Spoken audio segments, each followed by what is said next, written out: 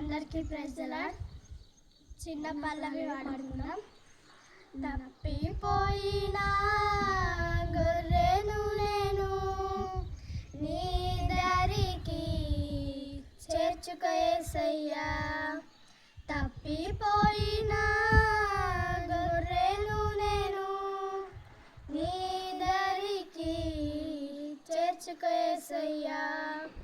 యజమానుడా నా యజమానుడా నీవు తప్ప నాకు ఎవరు లేరయ్యా.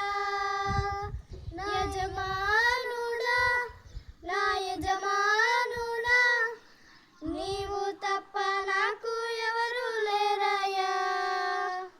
తప్పిపోయినా గొర్రెను నేను నీ దరికి చేర్చుకో యేసయ్యా.